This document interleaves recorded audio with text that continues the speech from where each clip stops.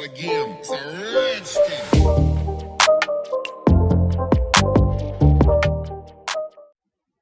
Operators are generally used to perform different operations on variables. These are the standard symbols which represent the type of operations. So these are the operators that are present in Python. We will learn all of these in a great detail. So let's start with arithmetic operators. In this type we have 7 operators, that are addition, subtraction, multiplication, division, modulus, float division and exponential. We can use this operator on some particular data type, and based on that it will give the output. First of all, let's understand addition operator. So it's simple. If I apply this operator on integer data type, then it will give the sum. For example, if I write 2 plus 3, then it will give 5. Not only that, you can also use this operator on float data type, like 2.5 plus 3.5, so it will give 6.0. Now this addition operator is also applicable on a string data type. For example, here we have a string like a equals to Python, and we have another string that is b equals to programming. Now if I apply addition operator on these string values, then it will append the second string at the end of the first string. So let me do it. So we will get output like this, and this concept is also known as string concatenation. But always remember that if you want to use addition operator on a string data type, then all the operands should be string. For example, we have a string data like a equals to Python, but I'm trying to apply this addition operator on this string value a and integer value 4. Then we will get error like a plus c. So it is showing error, can only concatenate string to string. Similarly, this addition operator is also applicable on collection data type. For example, we can use this operator on list data type. So here we have two lists, and if I apply addition operator on this a and b, then it will create a new list where we will have all these elements. Like if I write a plus b, so note that here we have all the elements from both the list. So our next arithmetic operator is subtraction. This operator is only applicable on numeric data type. For example, if I write 10 minus 5, then it will return 5.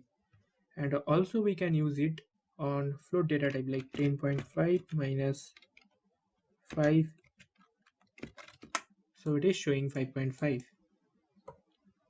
And this operator is not applicable on string or any collection data type.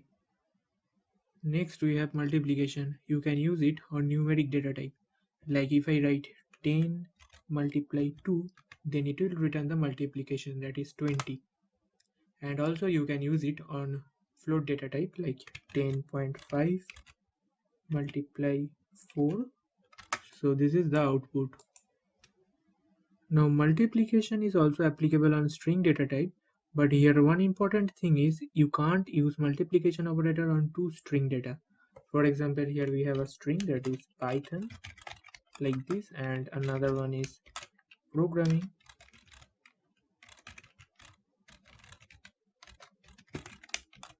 And now if I write a multiply by b, then it is showing the error, that is can't multiply sequence by non-end of types str.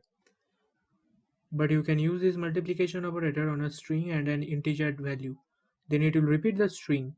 For example, here we have a string that is Python and an integer value that is 3. And if I apply this multiplication operator on that, like a multiply b, then it will repeat this string that is Python 3 times. So this is our output. Same thing is also applicable for a collection data type. For example, here we have a list like a equals to 1, 2, 3, and we have an integer data like b equals to 3. And now if I write a multiply b, then it will repeat the elements 3 times. So this is our output. Our next operator is division, and this operator is applicable on numeric data type only. For example, if I write 10 divided by 2, then it will print 5.0. Now note that this division operator returns the output in float data type only. Next we have float division. Float division is a normal division operation except that it returns the largest possible integer. For example, we want to divide 25 by 2.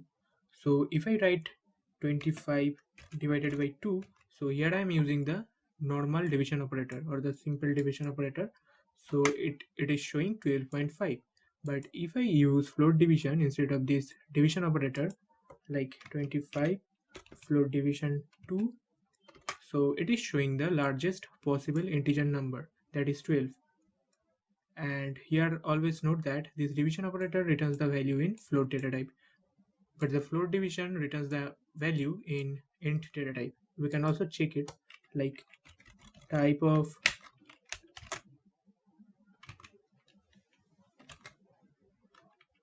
(25) float division 2. So here note that it is integer data type. Our last arithmetic operator is exponential operator, which is represented by two multiplication sign. If you want to represent 1000 in the form of 10 to the power 3, then you can use this operator. So we need to write a, and then we need to write 10, and then use this exponential operator, that is 2 times multiplication sign, and then you need to write the power, that is 3. And now if I print a, then you will see it will print 1000 like this. So we have already finished all the arithmetic operators. Our next category of operator is assignment operator. Assignment operator is basically used to assign some value within a variable. For example, we have a variable a, and now if I want to store some value within it, then we need to write this assignment operator, and then we can assign the value, that is 10. So this is how we can use this assignment operator. So you can use this assignment operator with the addition of some other operator, which is also known as compound assignment operator. For example, you want to add 5 with a, so you can write it like this way, and again you want to store this result in a, so you can write this way. Now if I print the value of a, then it will be showing 15 like this. But you can use compound assignment operator instead of this. So you need to write a, and then you need to write plus, and then write the assignment operator, and then write a. So this thing and this thing are similar. We can also check it. And now if you print a, then it will be showing 20 like this.